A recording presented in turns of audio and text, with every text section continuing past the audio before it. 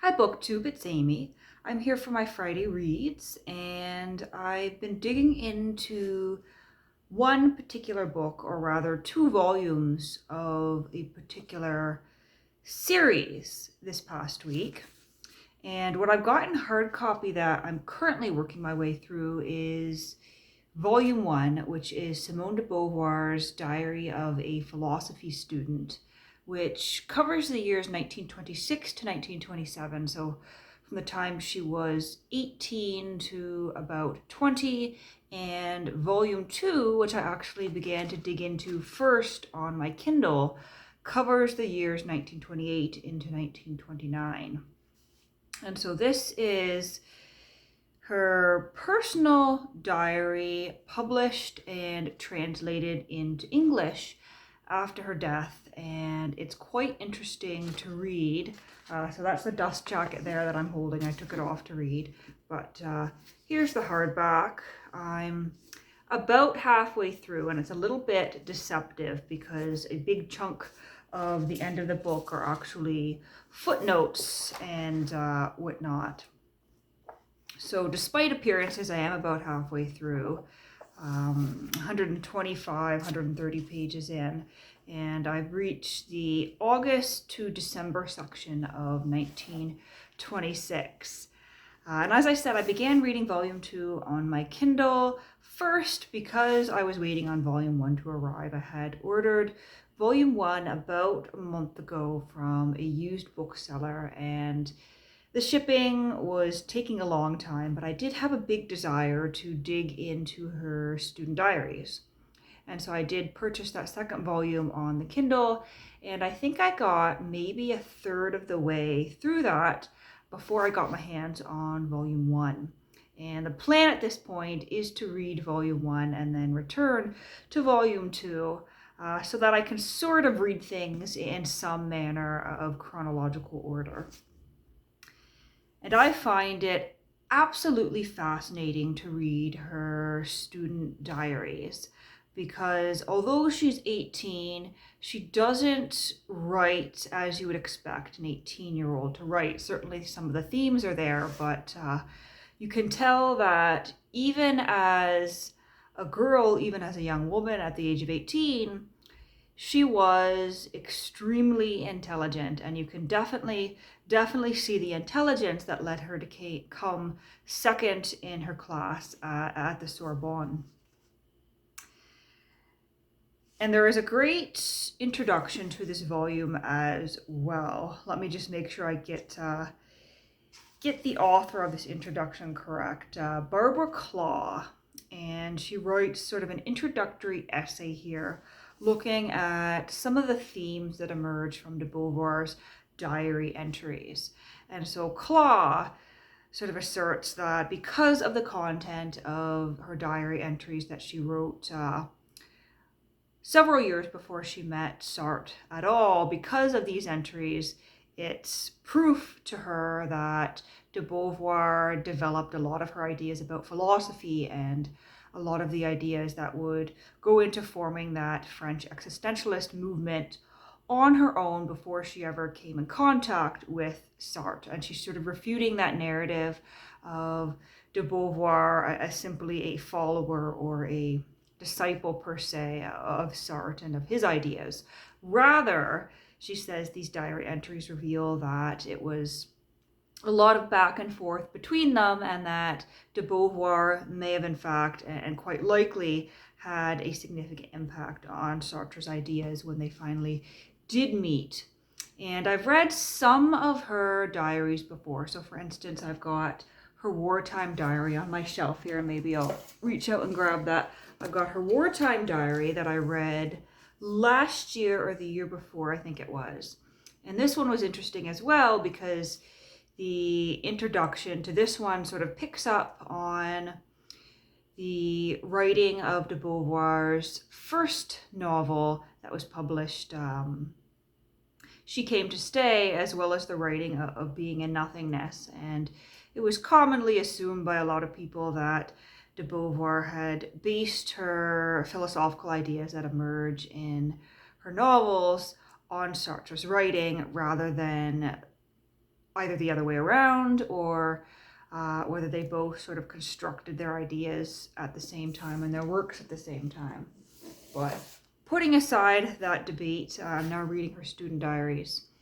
And it is interesting to see her philosophical ideas, her ideas about how the world works and about relationships take shape. But it also is, very familiar almost, because she is an 18-year-old girl when she's writing this, and she is going through a lot of the experiences and the emotional turmoil that you do go through at that age. And so she is actually, it's very reminiscent of some of my own, high school diaries, where I was like, oh, like, I'm so obsessed with this person, I'm in love with them, I'm going to write about them all the time, I'm thinking about them all the time, and I don't know what I'm going to do if I can't be in a relationship with them. And she is directly reflecting that in her diaries here, only in a much more sophisticated way per se.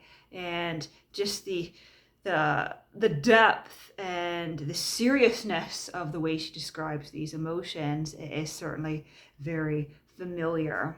And of course, when you get a few years older, a few years down the line, you realize how ridiculous and absurd you are being. And I think through reading her memoirs that she published, she realized that as well. And she really downplayed in her memoirs a lot of these early romantic ideas and romantic friendships and relationships that she had. So, for instance, she briefly mentions hoping to marry her cousin Jacques in her memoirs, but in her diary here, you can see that it was definitely a lot more than a hope or a brief crush or a brief love relationship. Rather, she was borderline obsessed with him, as young girls can become, as young people can become, for months and months on end. And she is describing how he sort of awakened her intellectually, how much she loves him, how she sees love as suffering, and she is willing to let everything go. She is willing to even, she writes in her journal, to give up her exams, if only to be with Jacques. And she still sort of holds this hope throughout the pages that maybe he will ask her to marry him. But at the same time, she doesn't really seem to want to, because she has these ideas, right out the gate in her diaries, that she is going to be someone remarkable intellectually throughout her entire life, and she has these great works she wants to write. And even as she writes that she's willing to give up her exams for Jacques, she says she's willing to give up everything except her work, because to her, the idea of this life work is more important than any relationship. But you see these very twisted ideas of what love and what a relationship should be emerging from her diaries, based on probably what she's read and also what she's observed in everyday life. So she was part of the upper class, but her family had had a downturn in fortune. So when she was a little girl, she went from living, in a big sprawling house with servants to living in a tiny flat somewhere and sharing a room with her sister and, doing her homework in this cramped space. And because of that downturn in fortune, her father had sort of told her as a young woman that it was unlikely that she was going to marry, and that she better prepare herself for work, for some sort of career, because certainly in the class that she came from, you wouldn't just marry anybody for love. You would have to marry someone of your own social status, with the idea that you would be a good Catholic woman and raise your family, and you wouldn't be writing, you certainly wouldn't be going to the Sorbonne and getting a degree in philosophy. And because of this downturn, she had to sort of reconcile the concepts that she had sort of had ingrained in her through her education in a private Catholic school, and through her experiences in her own social class, she had to reconcile that idea of what her life was supposed to be as a wife and a mother with this idea that she was going to have to work for her living and with these intellectual desires that she developed. And so it's very interesting to see her struggle with that through the pages of her diary. And as I said, it's very much the diary of a girl, of a teenager. And so some days she's sort of flying. She's got all these grand ideas. Life is perfect. She knows exactly what she's going to do. And she is in her intellectual zone. She is in her most productive state. And then the next day, she will be completely depressed about everything, and there's no light at the end of the tunnel for her. And then several days later, she'll come back and say, how silly of me to get so distracted by that. I've been lazy. I am back to work. And it makes me as the reader feel extremely unproductive to read about her steady habits. And not in this volume, but in volume 2 that I had dipped into, she talked about being able to just plow through and read all these works of modern literature. And so she was well versed in the literature of the classics, but she was also, extremely interested in modern literature. And she talks about reading, 3, 4, 5 modern novels per day on her summer vacation. And I am just, in awe of that. And, you ask yourself, how much of that was she really absorbing? But then you realize, and you think about the capacity that her mind seemed to have, and you think, well, maybe she was getting everything possible out of those novels. And as I mentioned in a video about Balzac the other day, she was reading Balzac, she was reading Proust, she was reading all this stuff. She's talking about reading, heavy works of philosophy at the age of 18 and 19. And you can tell through her diaries that she is understanding almost everything and really thinking critically about it. And so maybe I'll stop, rambling about this and gushing about this and just say that as someone who is deeply interested in the works of Simone de Beauvoir, these are extremely fascinating to read because you not only see, the sparks that influenced her later work, but you also see sort of the inner thoughts of someone with an extremely remarkable intellect. And I am going to thoroughly enjoy reading the rest of this. There are many more diaries from throughout her life that remain unpublished. And this was published and translated into English in 2006, so it's been quite a while.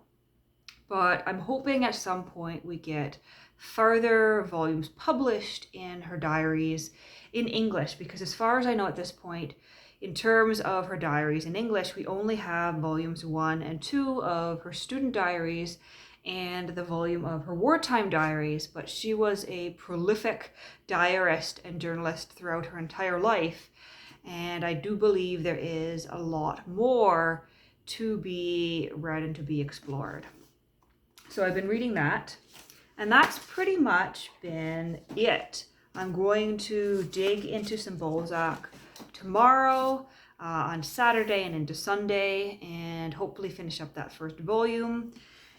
And then when I finish up with these de Beauvoir diaries, I have this book called Rebel Women Between Wars by Sarah Lonsdale that arrived in the mail for me yesterday. And it's sort of part of a Christmas haul that I have done. I got a couple of Chapters Indigo gift cards for Christmas, and I immediately spent them. Some of the books are going to be a little bit longer in coming because they were pre-orders, but this one showed up right away. And I'll just read the cover flap for you.